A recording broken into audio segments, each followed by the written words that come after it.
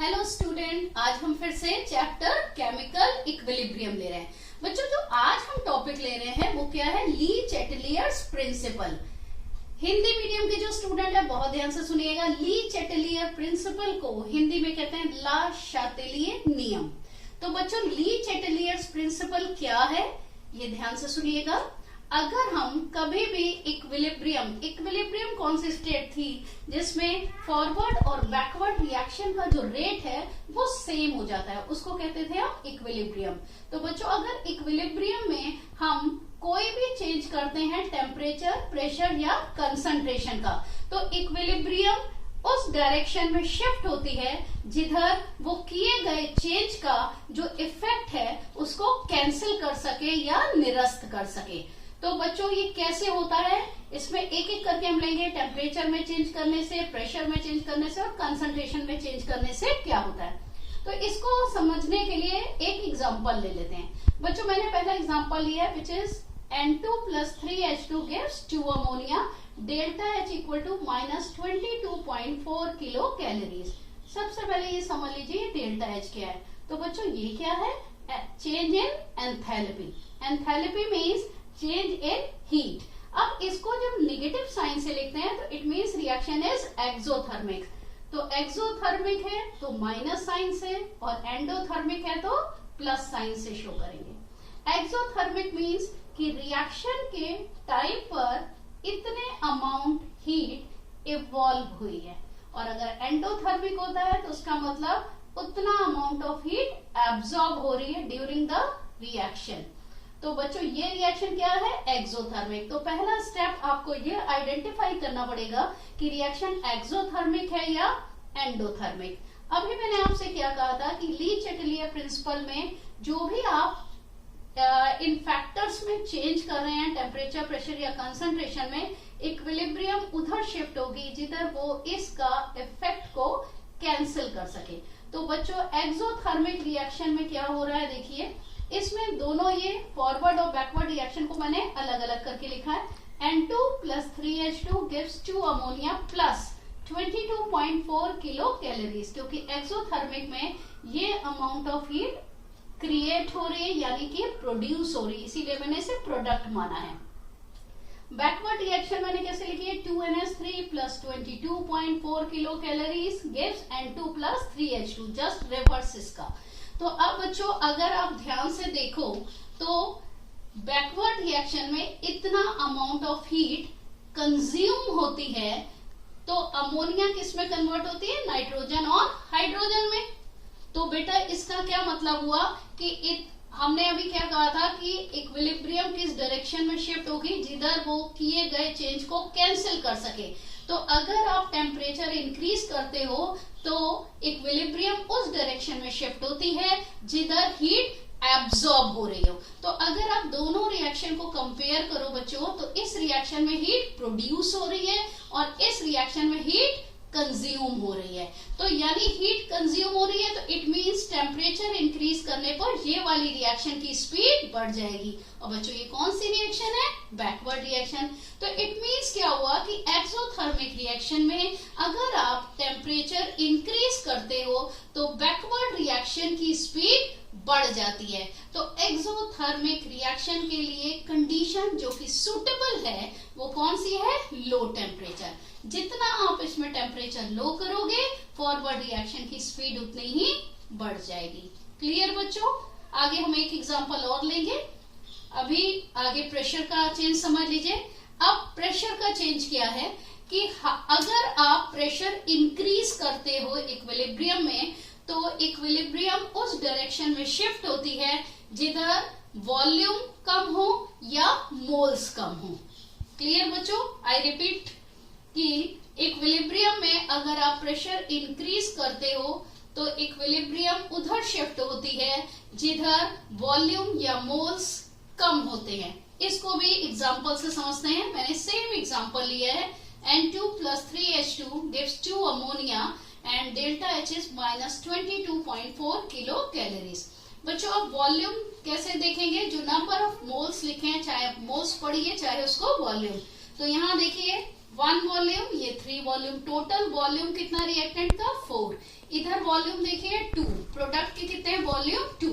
मैंने क्या कहा था कि प्रेशर इंक्रीज करने पर इक्विलिब्रियम किस डायरेक्शन में शिफ्ट होती है, जिधर वॉल्यूम कम होते हैं। तो इसमें आप देखिए रिएक्टेंट के हैं 4 वॉल्यूम और प्रोडक्ट के हैं 2 वॉल्यूम, यानी कि अगर आप हाई प्रेशर अप्लाई करेंगे तो इक्विलिब्रियम किधर शिफ्ट होगी, जिधर वॉल्यूम कम है, इधर, इसका मतलब फॉरवर्ड डायरेक्शन में। तो इसमें हमें क्या प्रेशर की कंडीशन सूट करेगी, हाई प्रेशर। जितना आप प्रेशर इंक्रीज करेंगे अमोनिया की फॉर्मेशन उतनी ही ज्यादा होगी। नेक्स्ट बेटा ले रहे हैं हम concentration. On increasing the concentration of reactant, always equilibrium will shift in forward direction। यानी कि कंसंट्रेशन का इफेक्ट क्या है, ध्यान से सुनिएगा।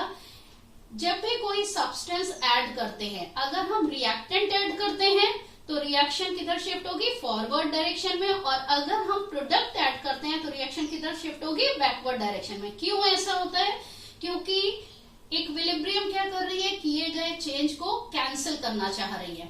तो आप समझिए जो सब्सटेंस हम ऐड करेंगे रिएक्शन उस डायरेक्शन में होगी जिधर वो सब्सटेंस कंज्यूम हो रहा है, इट मींस यूज हो रहा है। अगर आप यही वाली रिएक्शन लें और अगर आप नाइट्रोजन और हाइड्रोजन की और क्वांटिटी इसमें ऐड अप करते हैं तो ज्यादा क्वांटिटी किसकी फॉर्म होगी, अमोनिया की, यानी रिएक्शन किधर हुई, फॉरवर्ड डायरेक्शन में। और इसके प्लेस पे अगर आप अमोनिया की कुछ क्वांटिटी ऐड कर दोगे तो बच्चों रिएक्शन किधर प्रोसीड होगी, बैकवर्ड डायरेक्शन में। तो ऑलवेज रिमेंबर वन थिंग कि on increasing the concentration of reactant always forward reaction is proceeded. बच्चों नेक्स्ट एग्जांपल मैंने देखी क्या लिया है, dissociation of PCl5। When PCl5 gets dissociated, it gives PCl3 and Cl2. This reaction is endothermic in nature। क्यों है, क्योंकि delta H is positive. ठीक है, तो बेटा पहले वाले एग्जांपल में हमने डेल्टा H नेगेटिव लिया था क्योंकि मैंने एक्सोथर्मिक का एग्जांपल दिया था, अब की हम एंडोथर्मिक का एग्जांपल दे रहे हैं। अब इसमें देखिए अगर हम इस रिएक्शन को ऐसे लिखें, डेल्टा H पॉजिटिव मीन्स कि रिएक्शन में इतनी हीट कंज्यूम हो रही है, यानी कि यूज हो रही है, यानी it is just like the reactant. तो मैंने इस रिएक्शन को कैसे कर दिया है, PCl5 plus 63 kilo joule energy gives PCl3 plus Cl2। तो बेटा हम लोग ने ली चैटेलियर प्रिंसिपल में क्या पढ़ा था कि on increasing the temperature equilibrium will shift in that direction where heat is consumed. तो अगर इस रिएक्शन में आप टेम्परेचर इंक्रीज करोगे तो फॉरवर्ड रिएक्शन बढ़ेगा। क्यों बढ़ेगा, क्योंकि फॉरवर्ड रिएक्शन की ड्यूरेशन में इतनी हीट जो है वो कंज्यूम हो रही है। तो बच्चों याद रखिएगा कि फॉर एंडोथर्मिक रिएक्शन हमेशा हाई टेम्परेचर इज सुटेबल और for exothermic reaction always low temperature is suitable in favour of forward reaction. अब बच्चों ले रहे हैं इफेक्ट ऑफ प्रेशर। अब देखिए क्या है, PCl5 कितने मोल्स हैं बच्चों, 1 मोल, आप 1 वॉल्यूम भी लिख सकते हो। PCl3 कितना है, 1 मोल, Cl2 1 मोल। तो total number of moles of product 1 + 1 becomes 2। तो इधर है 1 मोल, इधर है 2 मोल। अगर आप नंबर ऑफ मोल्स को कंपेयर करो बच्चों तो number of moles of product is more than number of moles of reactant. तो हमने प्रेशर का इफेक्ट क्या पढ़ा था ली चैटेलियर्स में कि on increasing the pressure equilibrium will shift in that direction where moles are decreased. तो बच्चों अगर इसमें आपने प्रेशर इंक्रीज कर दिया तो इधर मोल्स डिक्रीज हो रहे हैं तो बैकवर्ड रिएक्शन प्रोसीड होगी। और हम कैसे चाहते हैं, हम इसका डिसोसिएशन कराना चाहते हैं, यानी हम फॉरवर्ड रिएक्शन को इंक्रीज करना चाहते हैं। तो which condition is suitable, low pressure.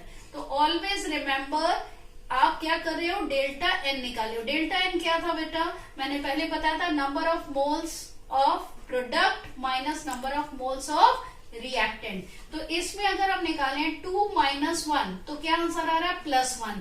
तो जब भी डेल्टा एन पॉजिटिव आए तो आपको लो प्रेशर लगाना है और जब डेल्टा एन नेगेटिव आए तो हाई प्रेशर लगाना है।